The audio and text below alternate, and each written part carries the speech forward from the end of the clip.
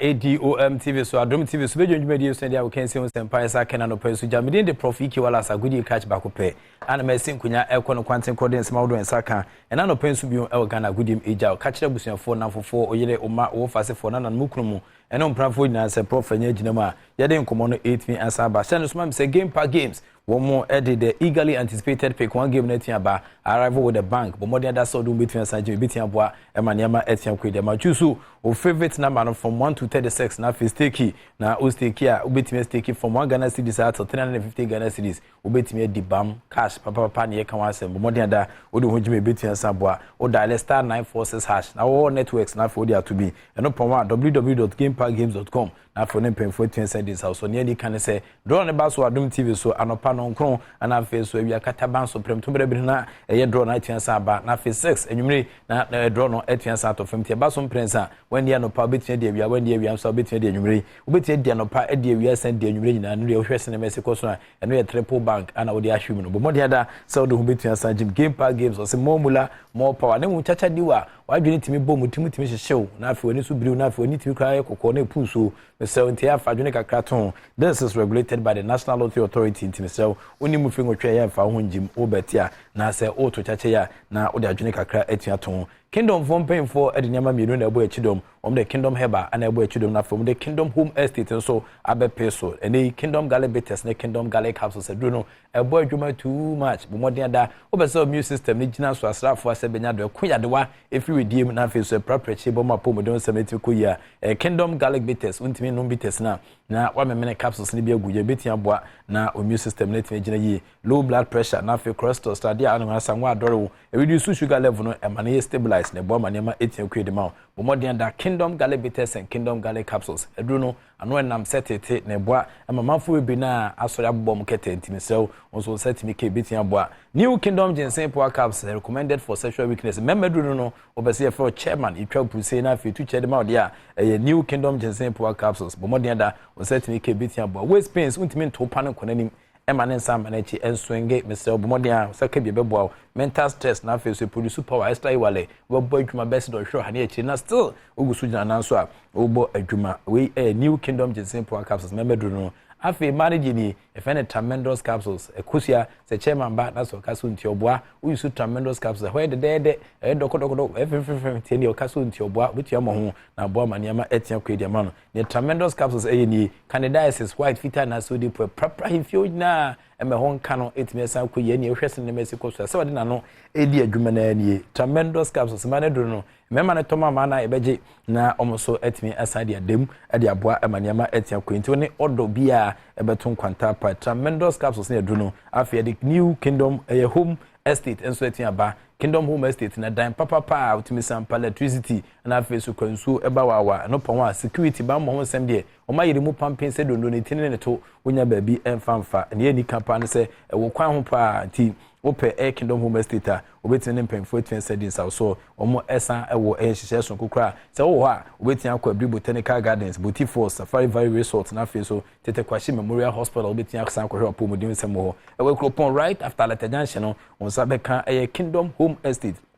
na one mpemfo 20 cedis so na boa emaniama etia kuye ediama obetia Africa Kingdom for 0536149961 0536149961 na one Kingdom from pay for 20 cedis so ka Kingdom a was no challenger one more an attach the man no pay ye den komode de wa gudiem no so 18 sabrel yen sha sentem pa so dia na se Carabao Cup semi final clash etime se pim no Liverpool achi Fulham etwom ekamienu womo eteka ne bako boni akoma ne piem abrochire no afi entintom e Africa hye so na afi hwe the senior national soccer team Blasters of Ghana mabo market team ediomani etia chela Cote d'Ivoire ho ana 2023 African Cup of Nations against kese ne between sato na okekawani chim hwese na nema ese koso team sampa Blasters ekono na enika hwese no matutom kuntunkuni ezekente a womo edi ahyehye omonyasem ketwa kra kekoma henema so kama pa womo de akopima na ese ne kenra Blasters started down omo first ni e wala Cote d'Ivoire hye so na eno so boni ehwa ese na nema ese koso e wosa ahosisi akensi a womo ehya ase omo de tentam so ni and oscillating reporter Sergio Manucho na atene ka se oboy Blasters nkomo no wa hwese na nema ese koso team sampa kenti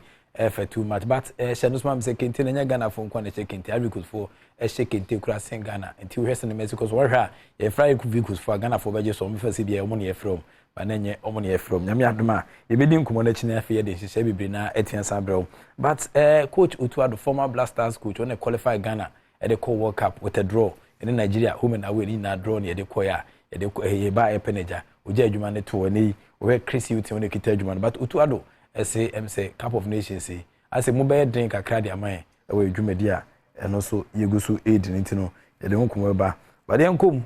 ewo eye former Kumasi Asante Kroko board member friend Alhaji Abulhami ono so say optimistic say Ghana be police surprise Ghana when see hunya police surprise but Alhaji Lami say you be police surprise ewo African Cup of Nations na say Ghana chance of the winning the cup no